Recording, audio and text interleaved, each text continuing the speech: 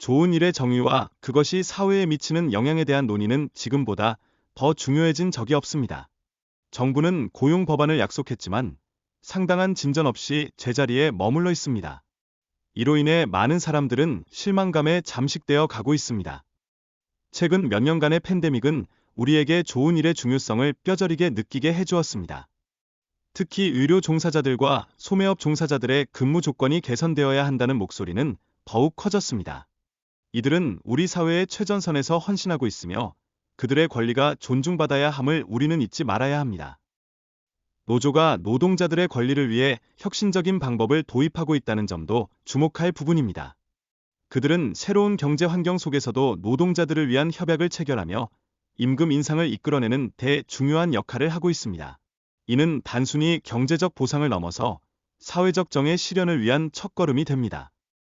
팬데믹 동안 고용주들은 직원들의 정신 건강을 위해 많은 노력을 기울였고, 이는 기업과 직원 간의 신뢰를 강화하는 중요한 요소가 되었습니다. 이러한 인적 요소는 앞으로도 기업 문화의 핵심으로 자리 잡을 것이며, 직원들의 행복이 기업의 성장으로 이어지는 선순환 구조를 만들어내는 계기가 될 것입니다. 탈탄소화가 비즈니스 전략의 핵심 요소로 자리 잡고 있으며, 이는 기업이 환경에 대한 책임을 다하기 위한 필수적인 조치로 인식되고 있습니다. 기업들은 지속 가능한 방법으로 사업을 운영하기 위해 더욱 노력하고 있으며, 이는 궁극적으로 우리 지구와 미래를 위한 길입니다.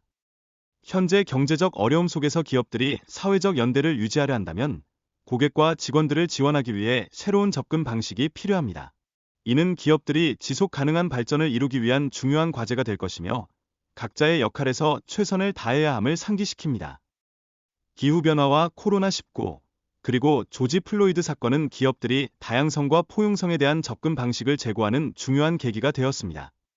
이러한 사건들은 기업들에게 더 나아가 정치적 문제와 그들의 사회적 책임을 고민하도록 유도하고 있습니다. 이로 인해 기업의 사회적 역할이 더욱 강조되고 있습니다. 많은 기업들이 목적 기반의 의사결정 기준을 세우고, 이를 통해 직원들이 지속 가능한 발전을 위해 필요한 기술을 배우도록 지원하고 있습니다. 이러한 과정은 기업의 비즈니스 가치와 사회적 가치를 동시에 창출하는 데 큰 기여를 하고 있습니다. 기업들은 이제 사회 문제에 대해 전술적이고 반응적인 접근을 넘어서 시스템적이고 지속 가능한 해결책을 모색하고 있습니다. 이러한 노력은 기업들이 장기적인 관점에서 문제를 해결하고 지속 가능한 발전을 이루기 위한 중요한 한 걸음으로 볼 수 있습니다. ESG, 즉 환경, 사회, 거버넌스에 대한 논의가 활발해지고 있지만 여전히 많은 기업들이 이 문제를 무시할 수 없다고 느끼고 있습니다. 최근의 전쟁과 같은 사건들은 그러한 논의에 새로운 활력을 불어넣고 있으며 그 중요성을 더욱 부각시키고 있습니다. 근로자의 권리와 안전은 단순히 분위기에 따라 좌우되어서는 안 됩니다. 법적이고 장기적인 프레임워크가 필요하며 뉴질랜드의 공정임금 협약과 같은 모델은 좋은 사례로 여겨집니다. 이러한 모델들은 다른 국가에도 적용 가능성을 열어줍니다. ESG에 대한 인식 변화는 기업의 의사결정 방식에도 큰 영향을 미치고 있습니다. 기업들이 비경제적으로 보이는 결정을 내리고도 보상을 받을 수 있는 환경이 조성되고 있으며, 이는 더욱 많은 기업들이 사회적 책임을 다하도록 유도하고 있습니다. 직원들이 사회적 및 환경적 이슈에 대해 목소리를 내며, 이는 조직 내에서 변화를 이끌어내는 중요한 요소가 되고 있습니다.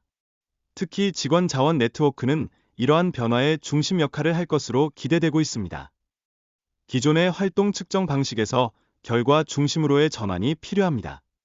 기업들은 단순한 투자 실적을 넘어서 실제 사회적 영향을 측정하고 보고해야 하며, 이를 통해 그들의 사회적 책임을 더욱 실질적으로 이행할 수 있습니다. 기업 내에서의 열린 대화와 포럼의 필요성이 더욱 대두되고 있습니다. 다양한 사회적 이슈에 대해 직원들이 안전하게 논의할 수 있는 공간을 제공하는 것은 조직 문화의 개선을 가져오는 중요한 열쇠가 될 것입니다.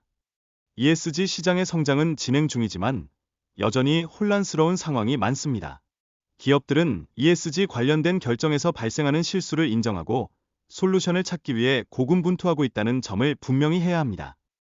러시아의 우크라이나 침공 이후 기업의 행동에 대한 실시간 투명성을 제공하는 지표가 등장했습니다. 이러한 지표는 기업들이 러시아에서 철수해야 하는 압력을 받는 상황에서 트레이드오프 문제를 드러내고 있습니다. 급진적 투명성이 기업의 사회적 변화를 촉진하는 중요한 요소로 자리 잡고 있습니다. 이러한 투명성이 전 세계적으로 표준화된 측정 및 보고 체계로 발전한다면 기업의 행동 변화를 이끌어낼 수 있을 것입니다. 유럽과 스칸디나비아에서는 이미 고급 대화가 진행되고 있으며 미국의 규제 대응이 이들 지역의 움직임을 뛰어넘을 가능성도 있습니다. 이는 각국의 정책을 발전시키는데 긍정적인 영향을 줄 것입니다.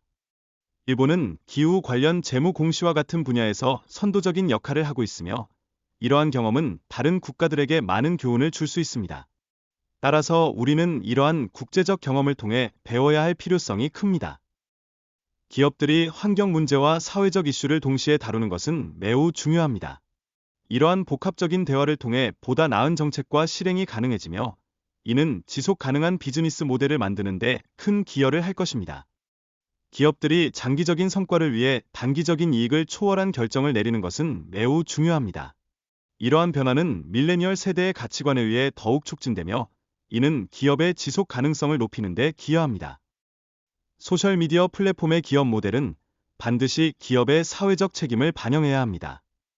광고주들은 이러한 플랫폼에서의 운영 방식을 고려하여 윤리적인 소비를 촉진해야 할 필요성이 커지고 있습니다. CEO의 자녀들이 사회적 이슈에 대한 인식을 높이고 있습니다.